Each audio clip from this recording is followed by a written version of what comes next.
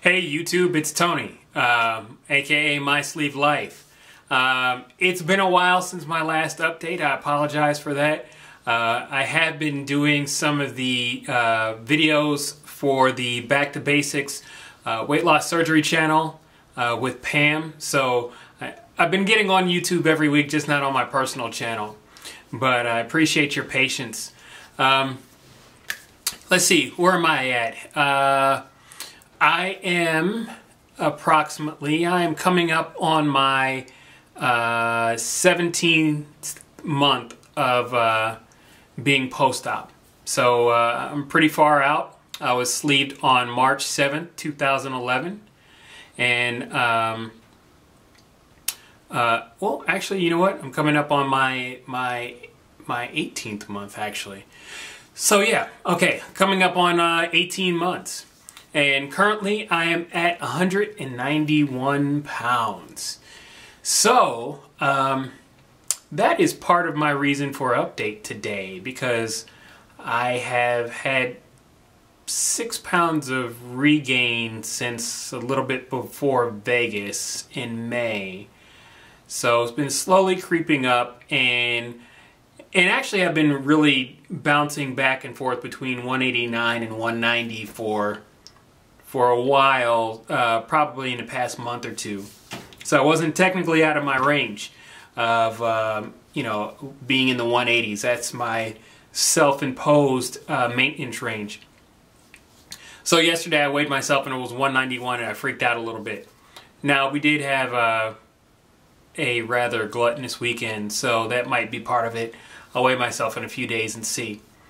But really, that tells me I need to get on task again. I really haven't exercised much this summer.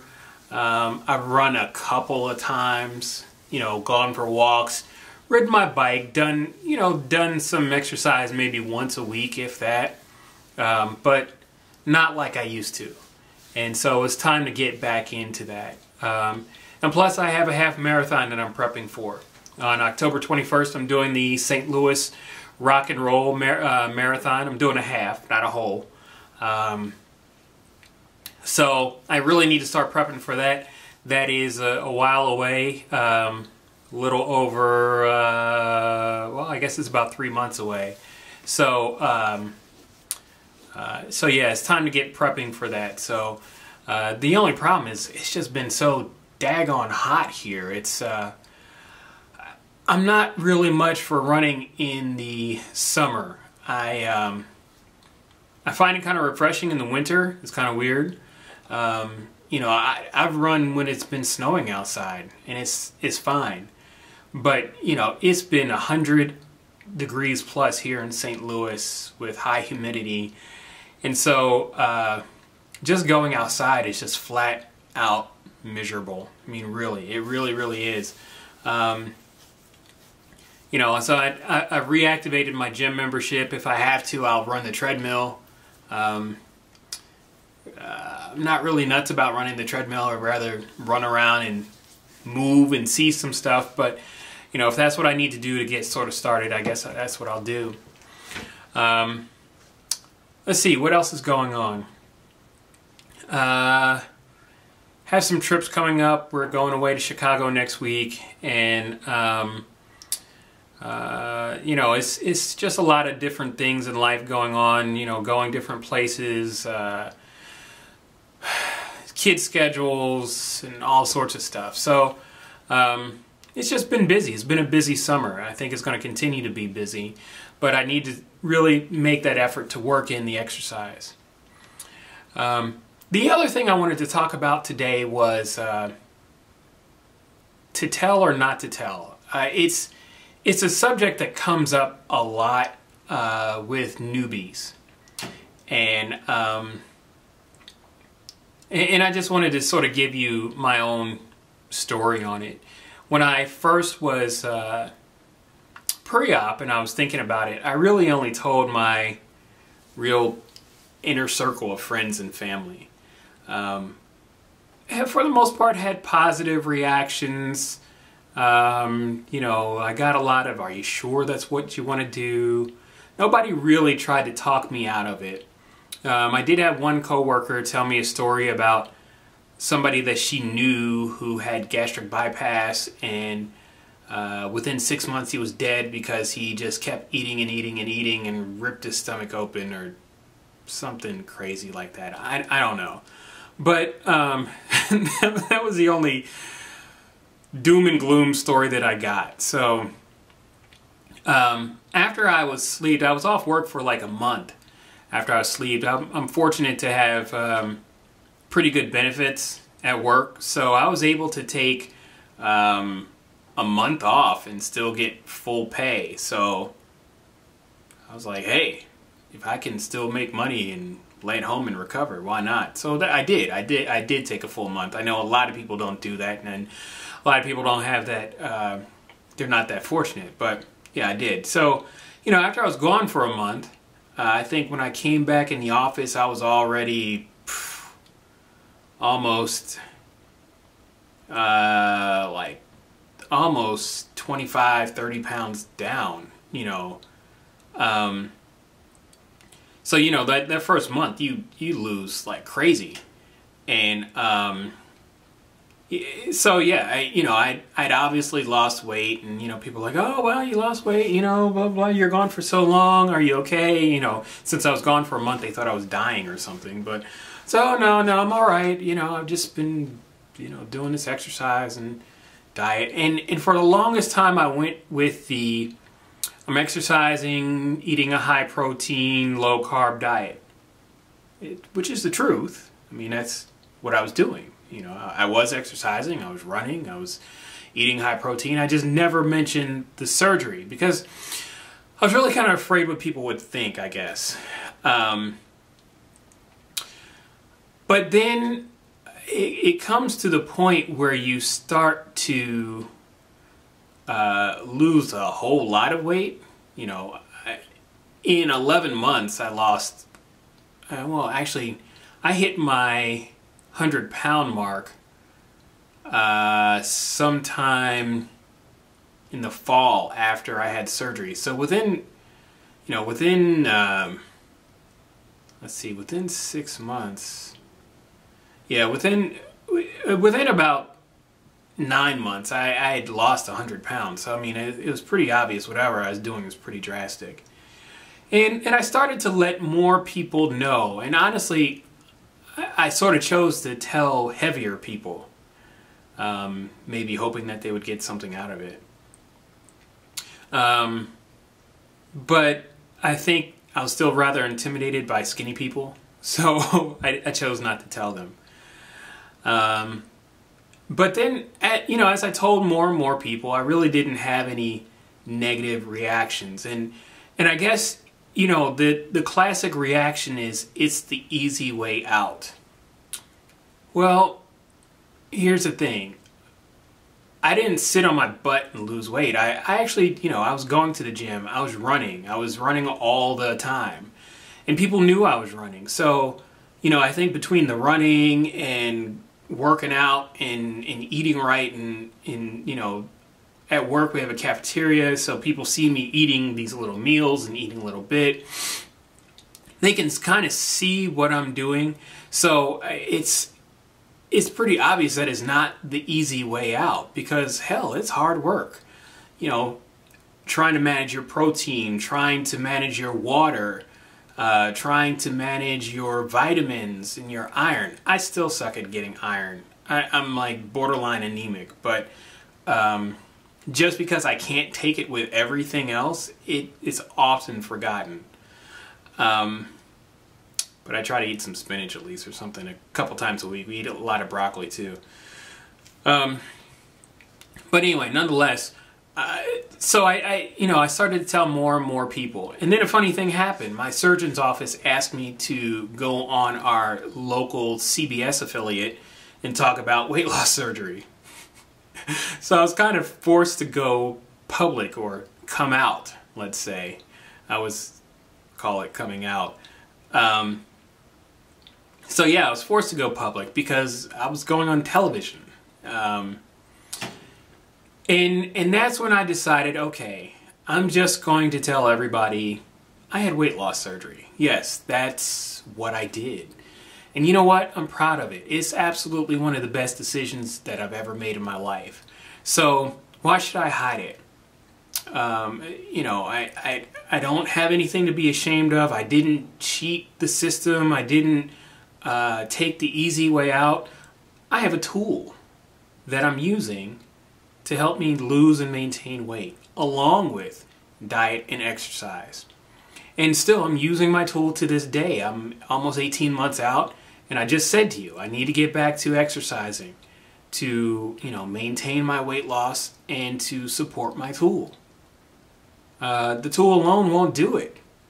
You know, we all know this. There's ways to cheat the tool. There's ways that you can get all around it. So, yeah, that's what I decided to do. Now, to take it one step forward, and this is where I wanted to ask some of you, leave me some comments, or you can do a response video. But my question to you is, have you ever done any weight loss surgery evangelizing? You know, as a Christian, you know, or any type of religion, you know, you're usually encouraged to share your faith with other people, right? Well, you know, sharing your faith or sharing your weight loss surgery experience with other people who you may see who could use it is such a touchy subject. I recently went to Boy Scout camp for a week with my son's troop, and there were so many men there who are just severely overweight. And, you know, and I found myself just wanting to share, you know, just not to say, hey, you're really fat and you need to have surgery, but to say, hey, you know what? I was once like you, and I did this thing, and it changed my life, and it's really helped me, and, you know, I could tell you more about it if you want to. But, you know, it's just kind of a rude thing to do. So,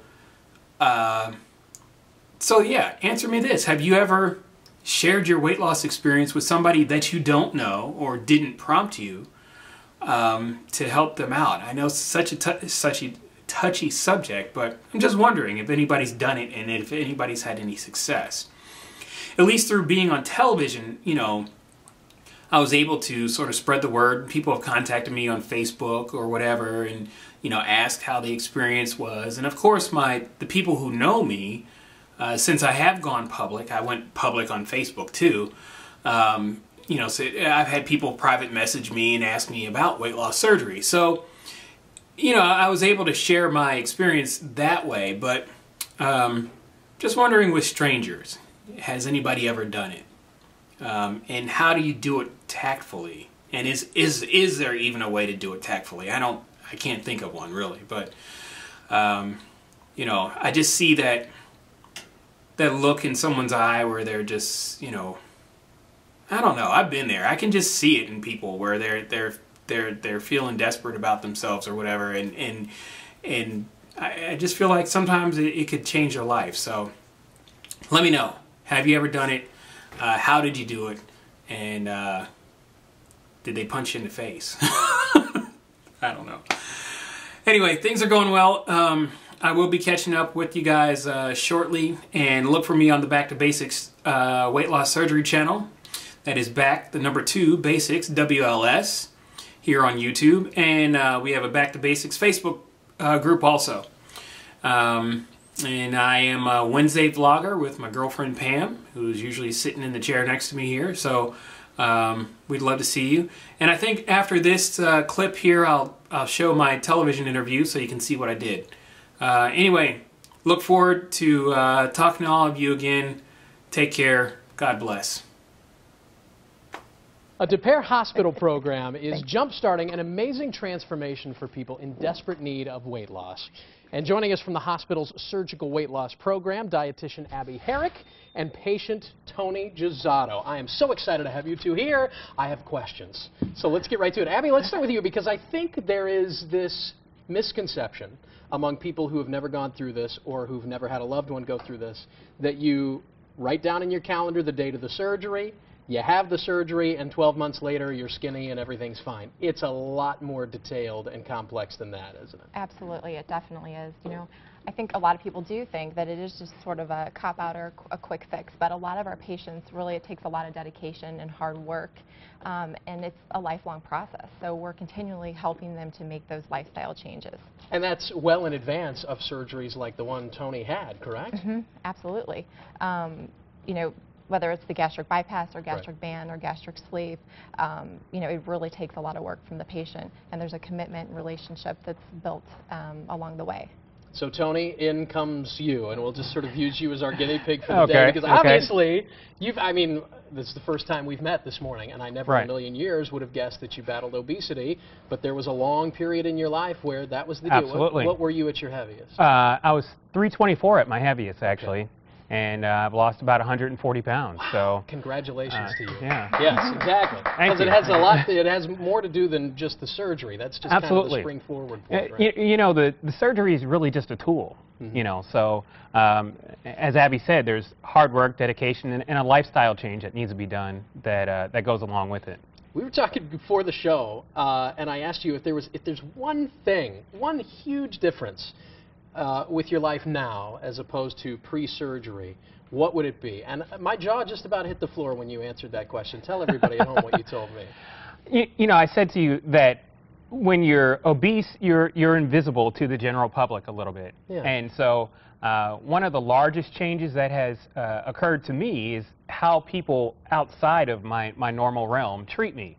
You know, if I go to a restaurant or a store, I'm not so invisible anymore. So it's something I never expected, I never planned on, but it's been an interesting part of the journey. I just think that's fascinating because the answer is not physical at all. It's not, well, I can run farther, I can sleep better, I can keep up with my kids. He's got young kids at home. And all those things are true. Yeah, all of that's true, but there's a real emotional aspect in the way you connect with people about this, which again is, I think, why it's so great that this program involves assistance from start to finish. And then after the surgery is complete, your work is still to be done as a dietitian, right? Right, absolutely. So we really try to, you know, make sure that our patients have as many resources as they can to help them along the way, whether it's with the psychologist, the dietitian, our nurses. We also offer support groups and educational classes 2 times a month to be able to assist them, that we go over all kinds of different topics to help them along the way. Because it is, needless to say, a lifestyle change. It is. This is not a diet you're going on. This changes everything. Absolutely. Are there criteria for this program? Not anyone's just going to be able to walk in the door and say, okay, I want to have this surgery, let's do it. Right, absolutely. They do have to have a certain BMI, whether the patient is, you know, 100 pounds or more overweight, or they have a BMI greater than 35 with 1 or 2 comorbidities like diabetes or hypertension, sleep apnea.